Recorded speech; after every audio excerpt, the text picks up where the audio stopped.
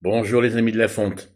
Alors aujourd'hui, je voulais vous faire une petite vidéo. Je me dois d'ailleurs de la faire, car comme vous savez, on est en pleine période de compétition et j'ai vu passer devant moi des protocoles justement de pré-compétition, des trucs qui m'ont complètement sidéré. Je me suis dit là, ça ne va plus. Alors je fais cette vidéo pas parce que j'ai vu un protocole qui m'a complètement rendu dingue, mais parce que j'en ai vu plusieurs. Alors, qu'est-ce qui m'a rendu fou en fait dans ces protocoles? Alors j'ai vu que beaucoup d'athlètes, pour la phase compétitive, prenaient du potassium.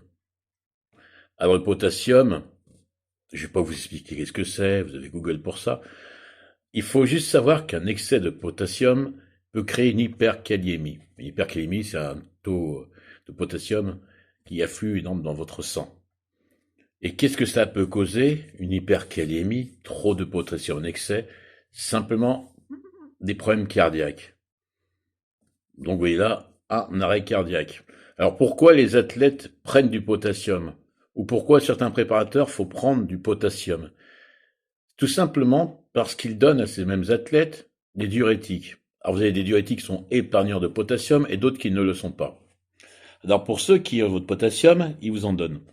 Mais attention, il faut déjà savoir que le diurétique est déjà dangereux en lui-même. Et comme je l'ai expliqué, le potassium, lui, est extrêmement dangereux également. Alors si vous ne faites pas les choses dans un bon dosage, vous êtes sûr à 90% d'avoir quand même des gros soucis, des gros problèmes. Suite à cela, de vous retrouver à l'hôpital. Deuxième chose, il faut savoir aujourd'hui, de nombreux préparateurs ne travaillent plus avec des diurétiques, ne font plus prendre de potassium. Et même les pros aujourd'hui ne prennent plus de diurétiques. Donc, je vais dire, si vous avez un préparateur qui vous fait prendre du diurétique ou des potassiums avant de monter sur scène, fuyez.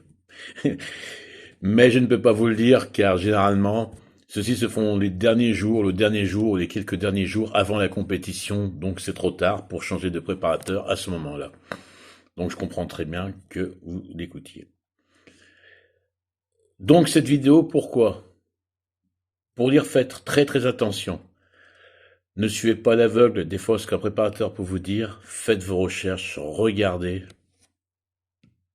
Hop, excusez-moi, un appel téléphonique en même temps. Faites vos recherches.